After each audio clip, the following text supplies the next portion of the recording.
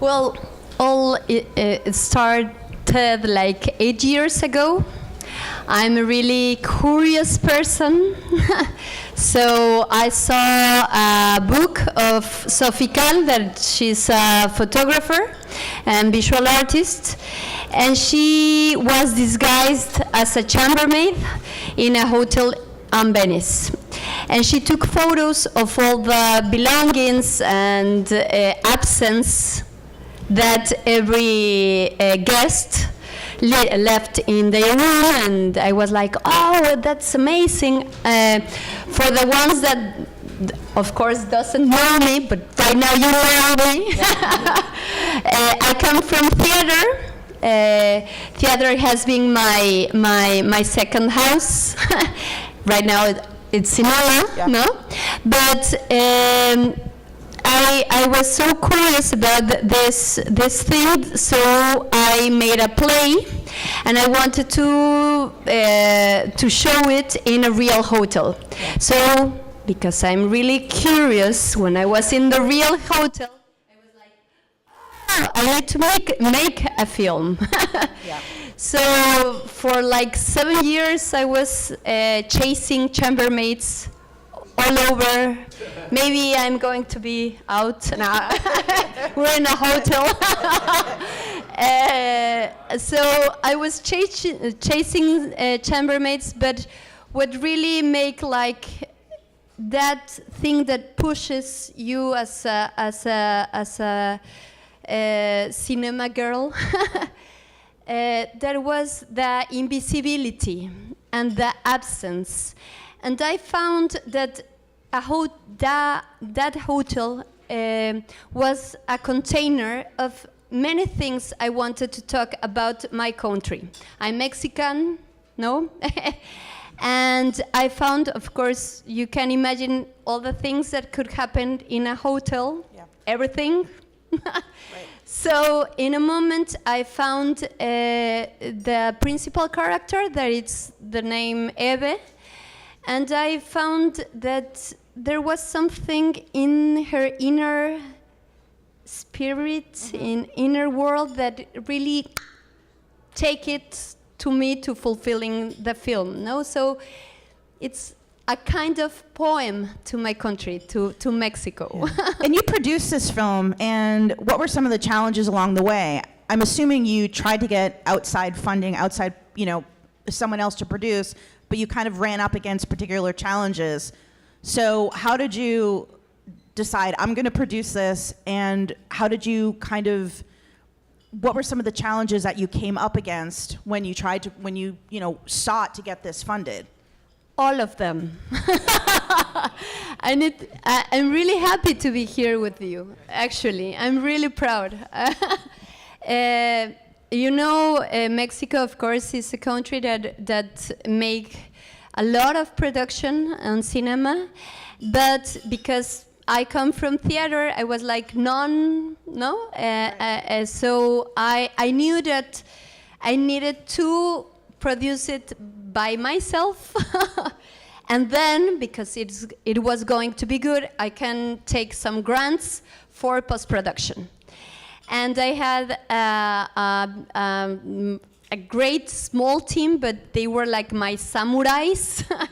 And my producer, I put in the table the worst production.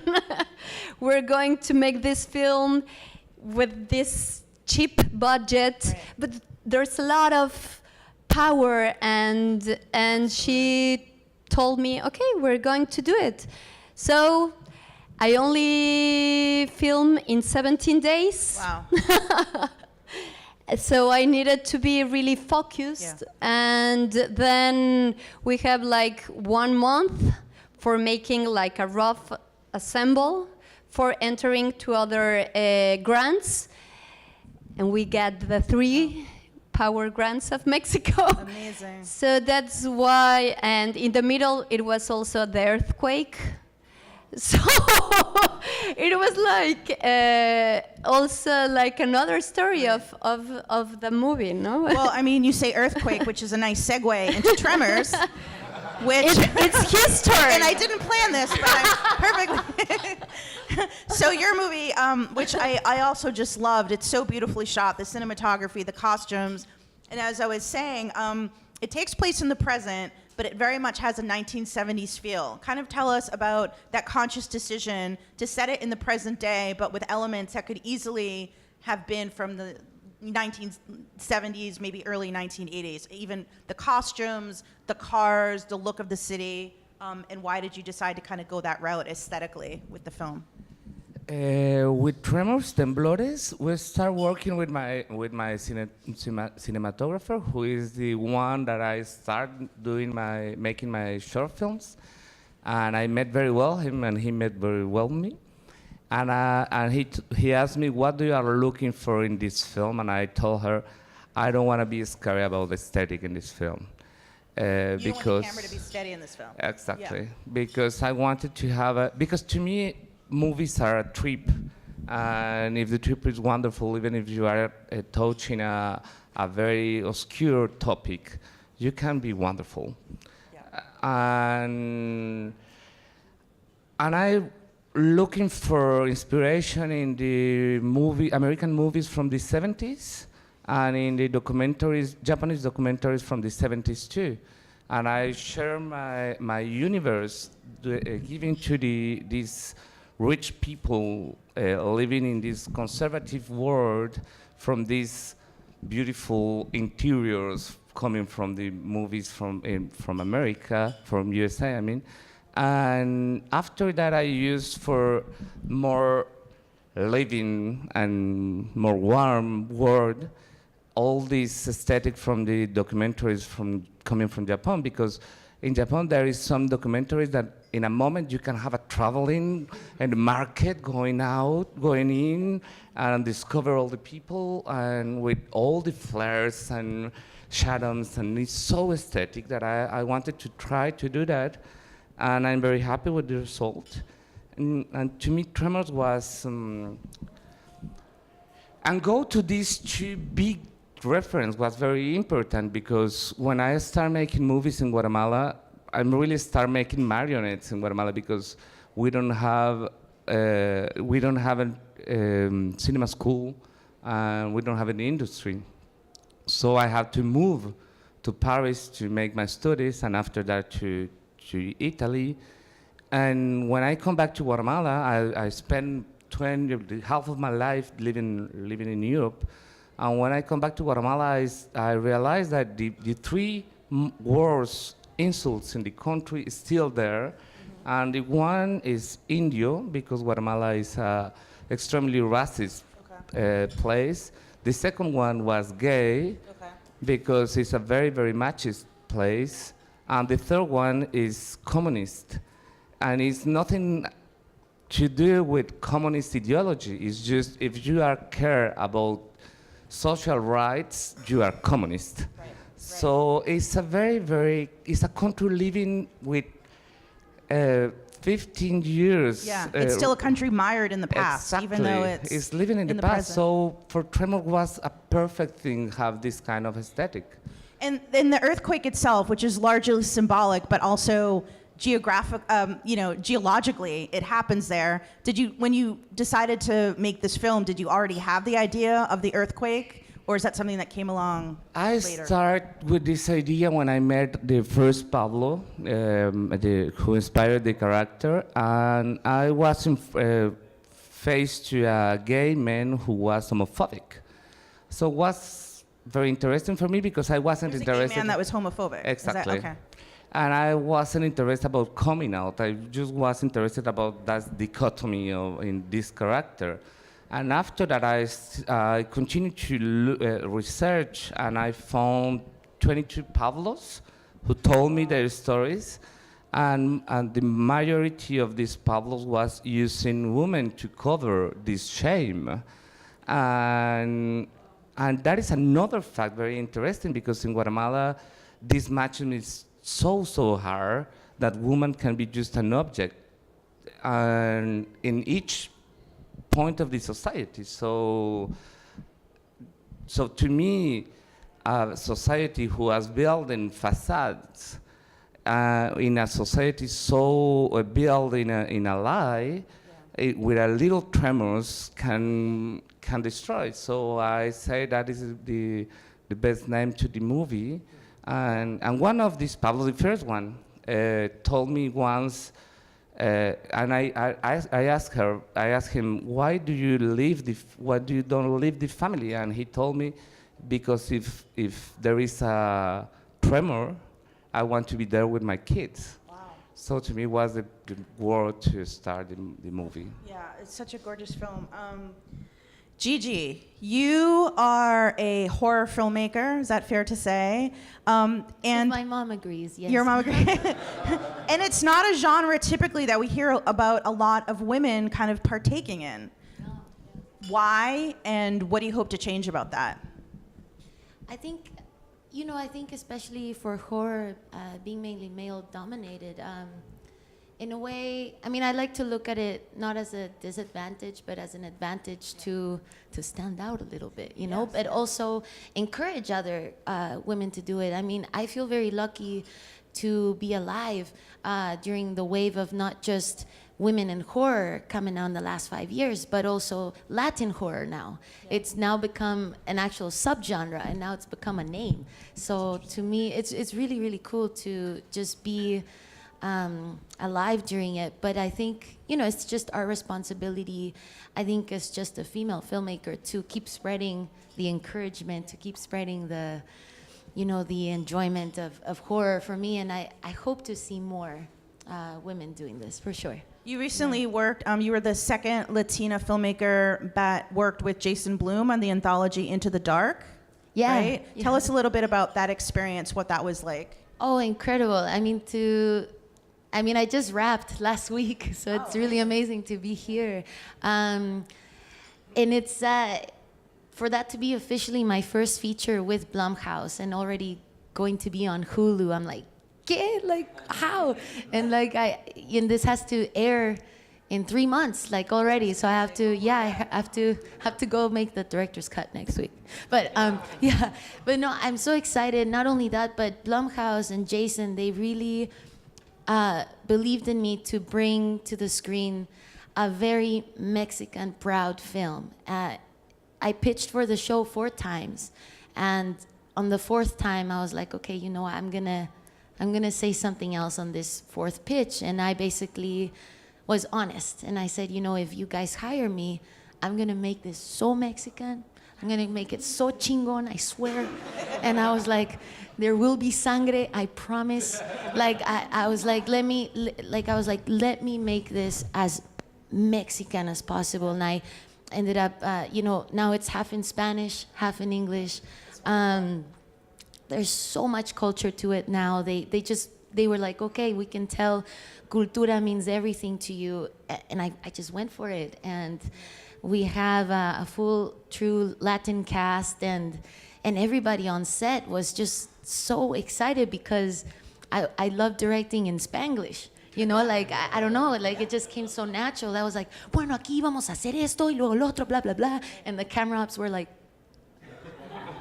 and I'm like, oh yeah, okay, for you guys, blah, blah, blah, blah. Right. And it was just so cool, and we basically created Mexico for Blumhouse. I'm excited. I hope my mom will watch this one. No, it sounds... I have kind of a fun question. I know that Child's Play with Chucky is one of your all-time biggest inspirations. How many times have you... I can't even count how many Child's Play movies there are. There's it was at this point, or... Something like that. It was the first horror film I ever saw. Okay. It was also the only and last film I ever stole from Blockbuster. I promise I'll never steal a movie again. No, I was just not allowed to watch horror movies growing up. My family's so Catholic, so Mexican. They're like, everything is the devil. I swear, everything is a superstition. Where everything is haunted.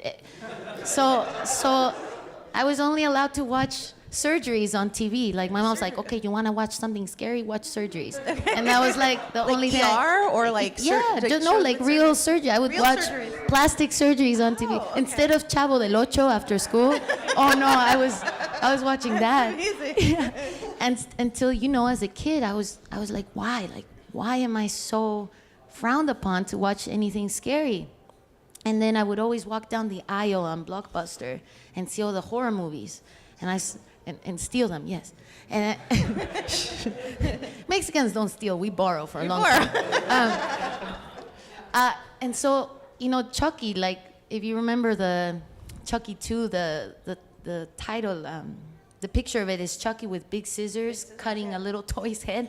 And I was like, que pedo, like, look at that, like, wow. So I took it, and I was 8 years old, and I watched it, I think only 20 minutes, and I was terrified, but I was loving to be terrified. I couldn't understand why a movie can follow you home, and that's been the inspiration ever since, because I feel no other genre can like literally follow you home. And when I turned 10 and saw The Exorcist, because it came back out in Mexico, I think everywhere in the world, it came back out remastered, and I was like, Mama, I'm gonna be a 2-digit number next week. Like, I'm gonna turn 10.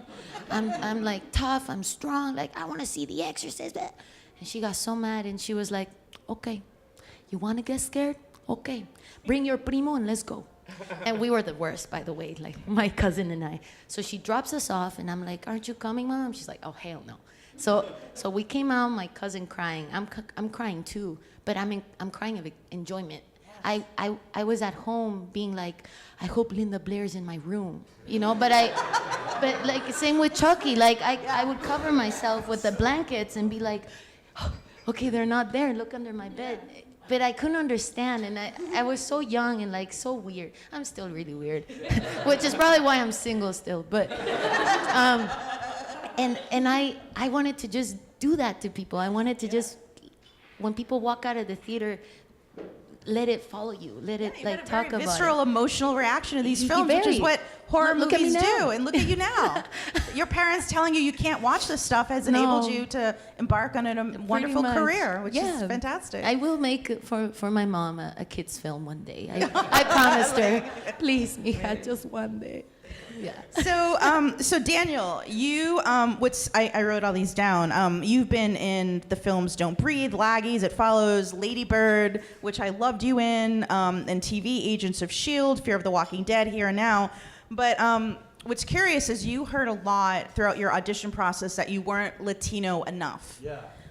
Why, and how did that make you feel, and how maddening is that? And I mean, it's the opposite of what happens to my Latino friends, where they're too Latino, you know. So it was really confusing to me, because I mean, we're all different colors and shades and sizes, and we are Latino. It's a big culture. It's a big community of people, and I feel like in the States, people had an idea or a misconception of what that was. And I think slowly, with us and everybody else that came before us, you know, the Diego Lunas and the Gael Garcias and Iñárritu and Cuarón, like, they're really opening so many doors for us. And I mean, it was crazy at first, because I was like, what do you mean I'm not Latino? I'm fucking 100% Latino, man. Like, and I would start speaking in Spanish. I'd be like, man, I have my cédula here. I'm Costa Rican, bro. What are you talking about? I swear to God. But then, you know, I chilled out, and I realized, like, okay, it is what it is, and it's probably going to take a few more years of breaking that wall. But I didn't play a Latino guy until very recently. It was my first, like, actually, JD, hey, buddy. JD gave me my first Latino role, where I could speak Spanish on screen, and that was powerful for me. And it opened, obviously, thanks, man. It opened a lot of doors for me, where people were like, oh, shit, he is actually Latino. Yeah. Isn't that so crazy that you have to kind of prove your ethnicity and culture to a crowd of frankly ignorant people that don't understand that there is diversity within Latino and Latina culture? Yeah, but it's changing. It is. It's definitely changing. Yeah. So, what was it like working with series creator John Logan on Penny Dreadful? I have yet to work with him. I have you met him though? I've met him. I have a great relationship with him. It's like the craziest thing. I was telling my mom this story yesterday, because I haven't seen her in a while, and I was telling her the story. He is like, I feel like I'm gonna go to a doctorate. I'm gonna get my doctorate degree on acting. I've been looking up to him all my life. I've watched every single movie he's done. He's made Leo DiCaprio's career. He's a legendary man. And just to sit across him in the audition process was one of the best audition processes I've ever been in, because he doesn't go at you from the typical director point of view. He's a writer, and words are really important for him. And that's a technique that I really didn't pay much attention to, and it's changed my perspective on how to like view text. And I'm gonna be starting in 3 months, so it's all the prep stuff right now, and you know, the castings and who's my family and all that. Do you ultimately want to direct? Is that something? That's my goal. That's my ultimate goal. I was telling JD this earlier as well. I mean, I think one of the things that directors struggle with sometimes is how to talk to an actor, and how to relate to an actor, what acting is. And I feel like for me, I mean, this is just my road to Rome. I wanted to be able to do acting and try and do it as best as I can and understand it, and therefore I can talk to somebody and have a communication that we're both understanding. Because sometimes directors tell you something and they're looking for results, but it's all about the how do we get there? Yeah, exactly, the humanity, the empathy, all the feelings and stuff. So maybe one day I'll direct, I don't know, hopefully. Yeah. You also paint? I do, yeah. What kind of painting do you do? Man, I don't know. I love to paint. It's more of a hobby. I don't have any expectations. Like, if you watch it and you say it sucks, thank you very much. Like, at least you're looking at it. You know, I have a studio in my home. I spend all my time there. I like it. I have shows sometimes, you know. It's just like where I don't think, and it's hard for me not to think. I don't know if you guys struggle with that, but I'm always thinking. And so art, it's just like, oh, it's yellow. Oh, that's cool. Let's put yellow there. And like, you're not thinking about anything else than the yellow, you know? So, yeah. Like Van Gogh. Like Van Gogh. Yeah, he's crazy though. He cut his ears. I don't want to get that. He cut his ear off. He did. Marcel, okay, so you're 15 and you're still a child, I guess, but feel so living young, very much like- in an adult. But you're living in an adult world. Your profession. How do you balance? You're on One Day at a Time. You play Alex on the show. He is a Cuban teenager. You are Puerto Rican. How do you identify with the character of Alex, and what drew you to that role? Well, I mean, the character's super relatable to me, honestly. Like what he goes through in school and being like the things that he likes. He's always very super looking at his hair and super obsessive with his clothes. I like the show because it talks about, it can make you cry, it can make you laugh. And the serious topics that I was able to talk about was in school, about having to deal with those racial slurs. That I moved to LA when I was 9 years old from Puerto Rico, and everyone thought that Puerto Rico was in Mexico. Like, oh, how long does it take to drive to Puerto Rico from LA? And so at first that really like triggered me. Like I'd be talking to a random kid in school for 20 minutes trying to explain to them what Puerto Rico was. It's an island in the Caribbean. And I learned to not like to calm down and chill more throughout the years. But I love that One Day at a Time can start teaching people the culture of Cubans and Puerto Ricans. And most of the cast is Puerto Rican. And we have gotten questions about that, like, oh, why is Puerto Rican actors acting as Cubans? And and so it's great, and I love it, and we're family. Did you ever watch any of? I mean, it's so different from the original, but did you ever watch some of the original episodes? Not before, because I didn't know anything about it, but like after the first audition, I went on YouTube and I watched it, and the first like thing that I realized was like, wow, they're really funny. Like, how can you just be so funny? And it's something that's like really hard to do, and that kind of inspired me to get the feel of the character, because Alex wasn't in the original show, but there was like a character that came in the middle of the show, and that they adopted him into the family, and that's kind of what I got inspired by.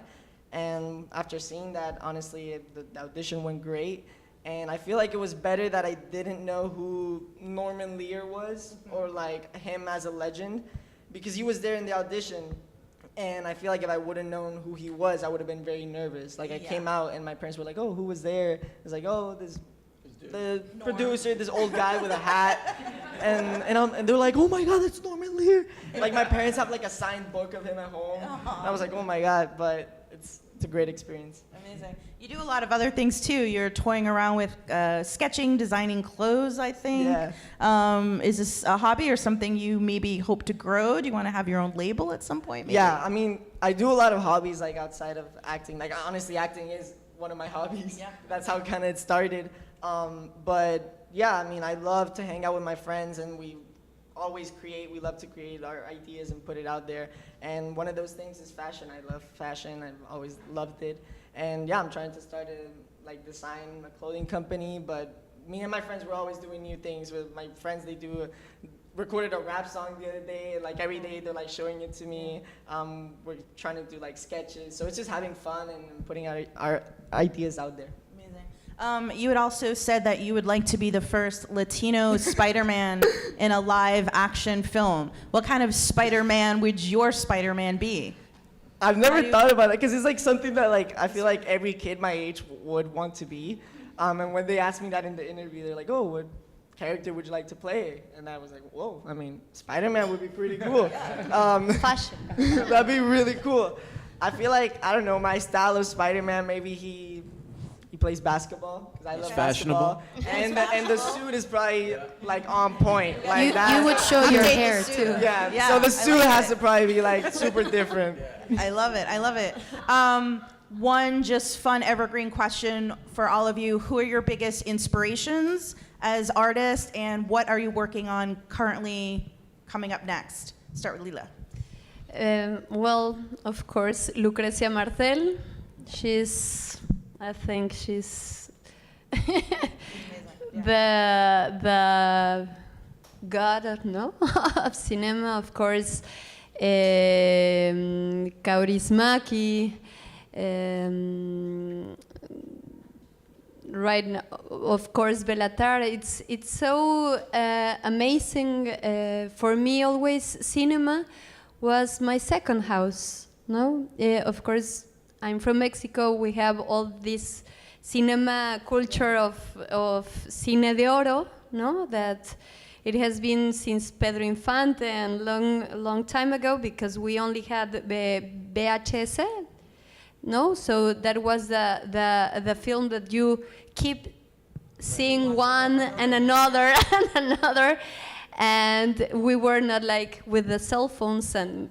No, we were like maintaining that relationship, and right now I almost accomplished my screenwrite for my next film.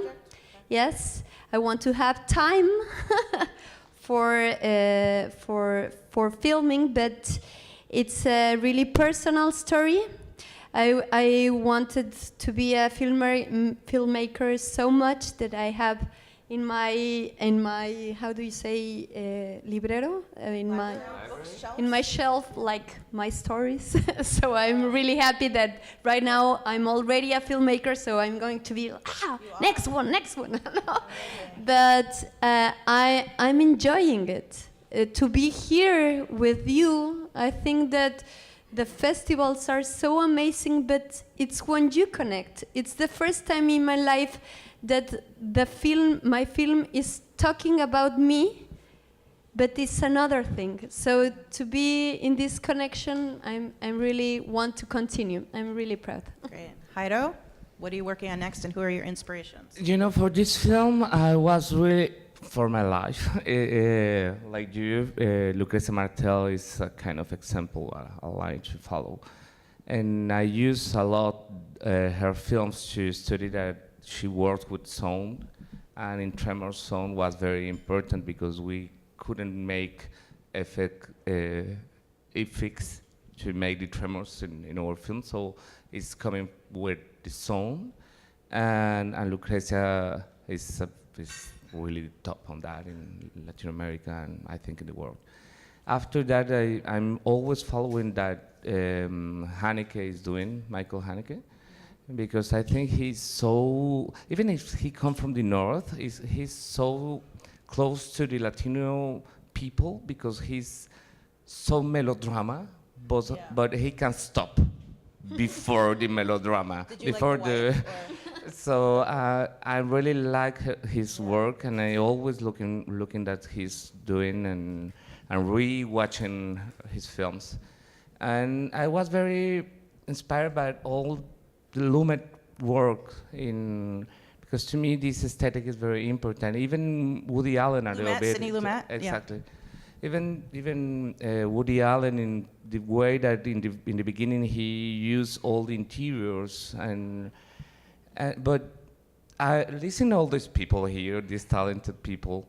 I was just thinking about that my inspiration are not only for a project, because my work is more building an industry, because I'm coming from in a place that is a lot of people with talent, but there is not place to work, and there is not funds, and there is not people putting money on us or putting trust on us. So to me, there is a lot of big inspiration